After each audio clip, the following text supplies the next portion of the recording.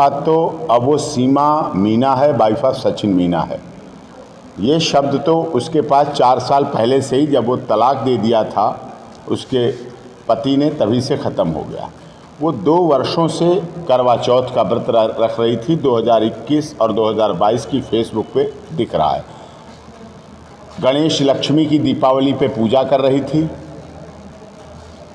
होली दिवाली मना रही थी, और ऐसा कार्य करने वाले महिला को इस्लाम धर्म में काफिर कहा जाता है और काफिर की तरह ट्रीट किया जाता है।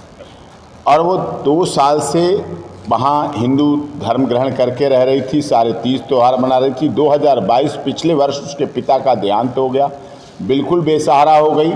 फिर उसने आने का यहाँ सोचा, पाकिस्तान से भारत आने के लिए वीज़ा अप्लाई किया, असफल रही, नहीं मिला।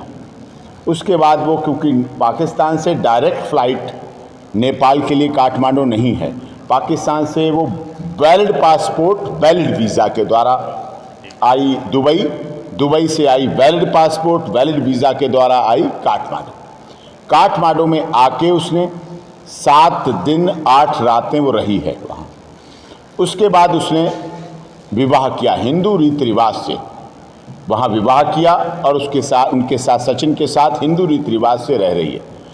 7-8 दिन वहाँ रही। उसके बाद उसने कहा आप क्या करें, तो सचिन ने कहा कि बच्चों के बिना माँ नहीं रहती सही, और माँ के बिना बच्चे सही नहीं रहते, अच्छे नहीं। तो उसने कहा ठीक है, कौन लेगा बच्चों को, कौन रखेगा। सीमा को बड़ी खुशी हुई है जानकर, ये सब बातें उसने बताई जब मैं मिला परसों। तो उसने बताया कि मुझे बड़ी खुशी जानकर हुई भैया, जब उसने ये कहा, इसने, सचिन ने ये कहा, मैं तुम्हारे बच्चों को गोद लूँगा, मैं तुम्हारे बच्चों को रखूँगा, तुम्हारे बच्चे नहीं, वो मेरे बच्चे भी। उसके बाद वो बात पाकिस्तान गई।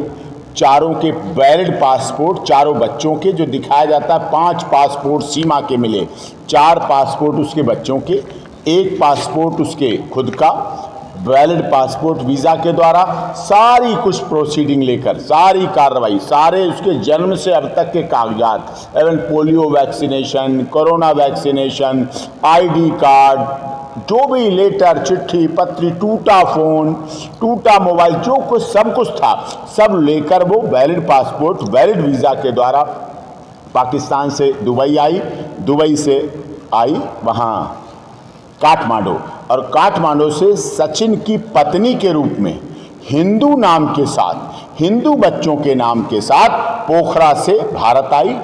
भारत आते ही उसने अपनी मैरिज रजिस्ट्रेशन और नागरिकता के लिए डीएम बुलंदशहर को अर्जी दी। अर्जी के दौरान ही वेरिफिकेशन हुआ। वेरिफिकेशन के दौरान पुलिस को लगा केस रजिस्टर करें।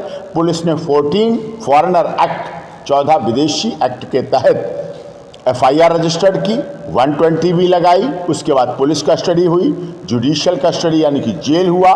जेल के बाद उसकी बेल हुई। बेल में सचिन की बेल हुई, सचिन के फादर की बेल हुई, सीमा की बेल हुई। बेल में जो कंडीशन लगाई गई कि तुम यहीं रहोगी भारत में, पाकिस्तान नहीं जाओगी, एड्रेस नहीं बदलोगी, कोई और केस नहीं होना चाहिए, वो रह रही है वहीं शांतिपूर्वक अपने 4 बच्चों और पति के साथ। ATS जांच कर रही है।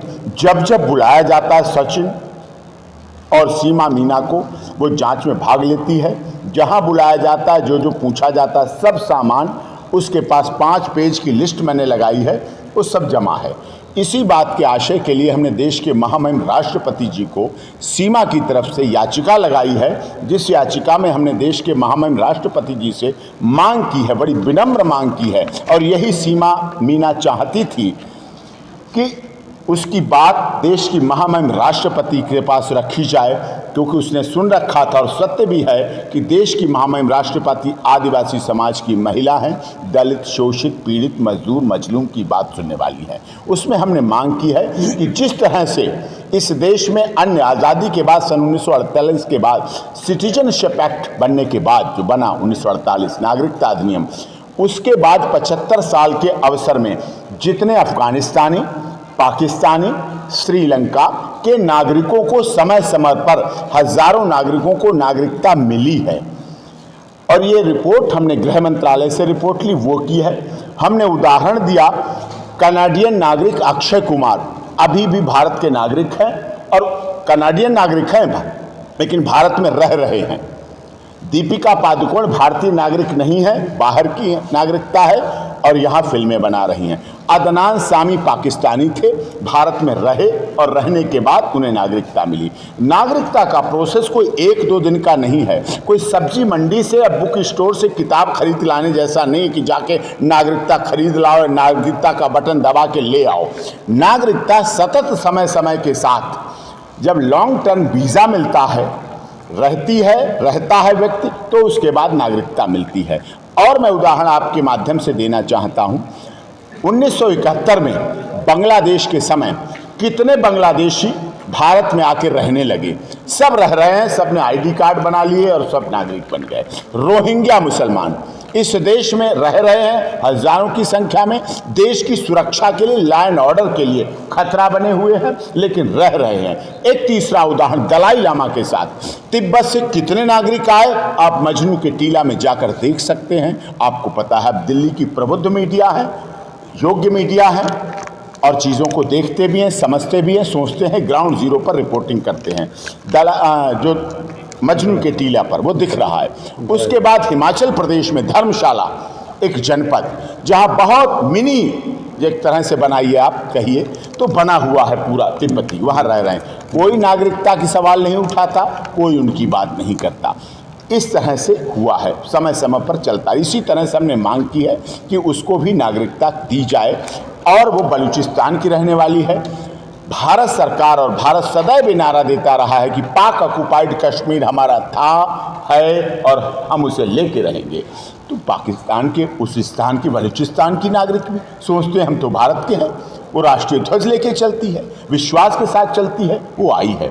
और उसने एक बात कहा, हमने पूछा उससे तुम्हारे भारत आने का, धर्म परिवर्तन का क्यों मन किया? उसने कहा हिंदू धर्म, सनातन धर्म की संस्कृति, रीति, नीति, पद्धति इतनी अच्छी है जो पाकिस्तान में मुसलमानों को, महिलाओं को गेट पर पड़ा हुआ पैर जो माना जाता है जिस तरह से, उस तरह से रखा जाता है, डोर मैट की तरह किया जाता है। वहाँ ना ट्रिपल तलाक की सुरक्षा थी। ये तो धन्य हो माननीय मोदी जी का, जिन्होंने ट्रिपल तलाक को सरकार के प्रयास और माननीय सर्वोच्च न्यायालय से मैं भी याचिका करता था कि प्रयासों से हिंदुस्तान की मुस्लिम महिलाओं का संरक्षण भी हुआ, सुरक्षा भी उसके द्वारा हुई। और उसने बताया कि आपके देश में, भारत में बेटी बचाओ बेटी पढ़ाओ का नारा है, दुनिया में किसी देश में नारा नहीं। आपके देश में सर्वे भवन्तु सुखिना सर्वे सन्तु निरामया का उद्देश्य चलता है, जो उसे प्रभावित करता था कि हिंदू धर्म में जब भी पूजा पद्धति होती है, जब हवन, यज्ञ, सत्यनारायण की कथा, वेद, पुराण कुछ भी करते हैं, उसके बाद जब समाप्ति की तरफ पूजा पाठ समाप्त होता है तो हम एक नारा देते हैं कि विश्व का कल्याण हो, प्राणियों में सद्भावना हो। ये दुनिया के किसी धर्म में नहीं बोला जाता। सनातन धर्म ही सब देशों को लेके, सब पद्धति को लेके चलता है और इसीलिए बोलते हैं विश्व का कल्याण हो और प्राणियों में सद्भावना हो। वहाँ पंडित नहीं बोलता मेरे यजमान का कल्याण हो, वहाँ पंडित या कोई नहीं बोलता मेरे नाती पोतों, मेरे बेटे बहू का ही कल्याण हो। कहते हैं विश्व का कल्याण हो, ऐसा देश है हमारे देश के प्रधानमंत्री।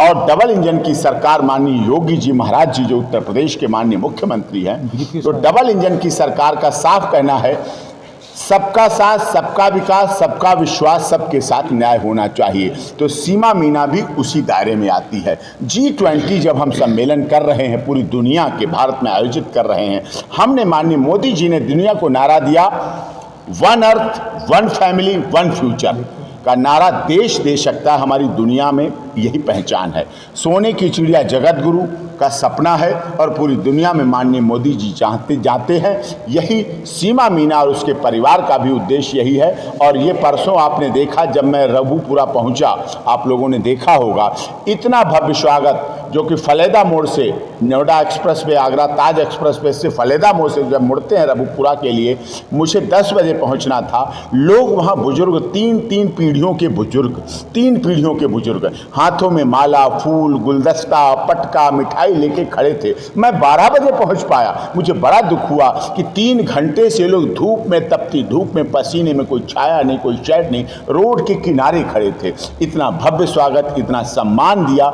मैं उस सारे सम्मान को रहे पूरे टाइम वो, उस कर्ज को अपने वकालत के फर्ज के द्वारा निभाऊंगा और पूरा करूंगा। इसलिए हमने देश के माननीय राष्ट्रपति जी से अनुरोध किया। हमने उसमें एक और अनुरोध किया है। लोग कह रहे हैं, आप लोग संवाद पत्रकार हैं, आपके भी सवाल होंगे, सीमा आतंकवादी है, सीमा ISI एजेंट है, सीमा जासूस है, सीमा स्पाई है, सीमा धोखा है, छल है, फरेब है। आपके सवाल हैं, आपके मन के हैं, मैं जान लेता हूं आपके मन के सवाल। मैंने उसके लिए कहा कि अभी ATS जांच कर रही है, आपकी ATS की जांच पूरी हो जाए, CBI से जांच कराइए, RA से जांच कराइए, NIA से जांच कराइए, उसके बाद गृह मंत्रालय से जांच कराइए, उसके बाद रक्षा मंत्रालय से जांच कराइए। जब सारी जांचें पूरी हो जाएं, फिर भी शक रहे तो सीमा वाइफ ऑफ सचिन मीना का लाई डिटेक्टर टेस्ट कराइए, नार्को टेस्ट कराइए, ब्रेन मैपिंग कराइए और उसके बाद पॉलीग्राफी टेस्ट कराइए। उससे भी पूरा ना पड़े, आपको सीमा की उम्र पर अंदाजा नहीं लगता कितनी उम्र होगी, सवाल आपके होते हैं, उम्र मापने का ऑसिफिकेशन टेस्ट कराइए।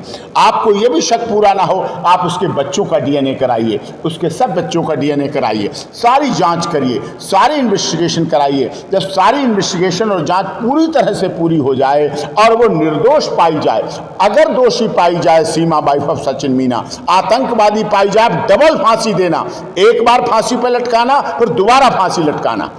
अगर वो स्पाई है, जासूस है, ISI है, आप उसे ताउम्र जेल में सड़ा देना, मैं आपके साथ हूँगा। लेकिन अगर ये ना वो जासूस पाई जाए, ना आतंकवादी पाई जाए, ना स्पाई पाई जाए, ना ISI एजेंट प्यार की भूखी पाई जाए, अंधा प्यार करने पाली जाए, लैला मजनू, शीरी फरियाद, हीर रांझा की मिसाल 2023 में पाई जाए, सच्चा प्यार करने वाली प्यारी पाई जाए, है प्रीत जहाँ की रीत सदा, उस भारत की गीत सुनाने वाली आए, और 7 समंदर पार मैं तेरे पीछे पीछे आ गई, ओ जुल्मी तेरी जान तेरे कदमों के नीचे आ गई। और जो जुल्मी की जान के कदमों के नीचे जो आ जाता है, उसे दिल से भी लगाया जाता है, सिर पे भी बैठाला जाता है, ऊपर भी घुमाया जाता है। इसलिए मेरा अनुरोध, अगर वो आतंकवादी ISI एजेंट ना पाई जाए, स्पाई ना पाई जाए, जासूस ना पाई जाए, तो मेरा आप लोगों के द्वारा अनुरोध है, उसको गले लगा लेना और भारत की नागरिकता दिलाने के लिए प्रयास करना